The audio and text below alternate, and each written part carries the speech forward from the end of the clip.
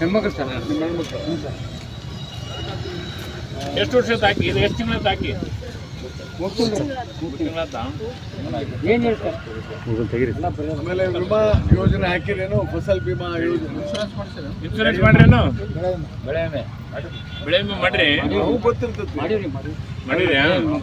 ಮತ್ ಸುಮ್ಮನೆ ಮಾಡ್ಬಿಟ್ಟಿನಂತ ಮಾಡಿರಿಲ್ಲ. ಬೆಳೆ ವಿಮಾ ಅಂದ್ರೆ ಸ್ವಲ್ಪ ದುಡ್ಡು ಕೊಡ್ತಾರೆ.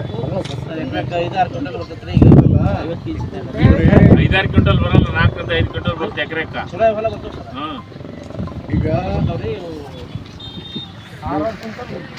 ಆಗ್ಲಿ average 5 quintal, average 5 quintal, average ಹಿಡ್ಕತ್ತೆ. Average 5 quintal. ಈಗ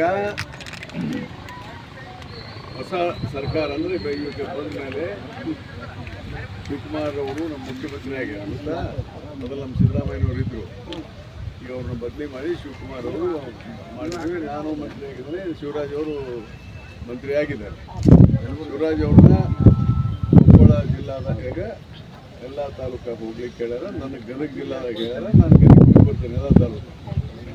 ಇವನ್ನ ನಮ್ಮ ತಾಲೂಕು ಬಂದಿದ್ದೀನಿ. ಈಗ ನಾನು ಜಿಲ್ಲಾಧಿಕಾರಿ DC ಅವ್ರು ಬಂದರು, ಮೋಹನ್ ರಾಜ್ ಅಂತೇಳಿ ಅವರು ದೊಡ್ಡ IAS ಆಫೀಸರ್. IAS ಆಫೀಸರ್ ಅಂತ ಗೊತ್ತಾಗತ್ತಿಲ್ಲ.